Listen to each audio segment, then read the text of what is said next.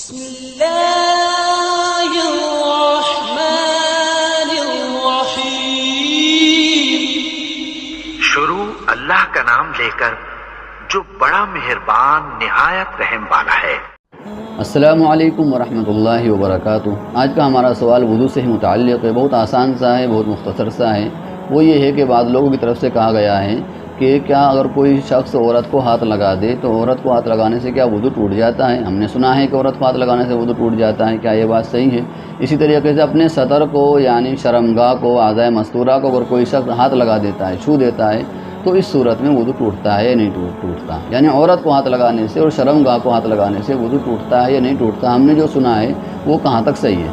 تو دیکھیے، اس سلسلے میں یہی وضاحت ہے کہ امام شافعی رحمۃ اللہ علیہ کے نزدیک عورت کو ہاتھ لگانے سے یا شرمگاہ کو ہاتھ لگانے سے وضو ٹوٹ جاتا ہے، لیکن ہم امام شافعی کو فالو کرنے والے نہیں ہیں، ہم امام ابو حنیفہ کو فالو کرتے ہیں۔ تو امام ابو حنیفہ رحمۃ اللہ علیہ کے نزدیک یعنی حنفیوں کے نزدیک عورت کو ہاتھ لگانے سے، اسی طریقے سے شرمگاہ کو ہاتھ لگانے سے وضو نہیں ٹوٹتا۔ آئیے اس سلسلے میں ہم احناف کی کچھ عبارت آپ کے سامنے پیش کر رہے ہیں، مسئلہ واضح ہو جائے گا۔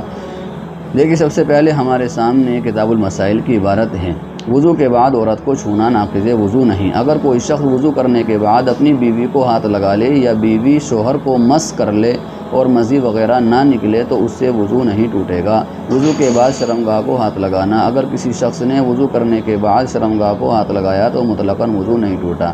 دیکھیے، کتاب المسائل کی عبارت سے کتنی اچھی طرح مسئلہ واضح ہو گیا ہے۔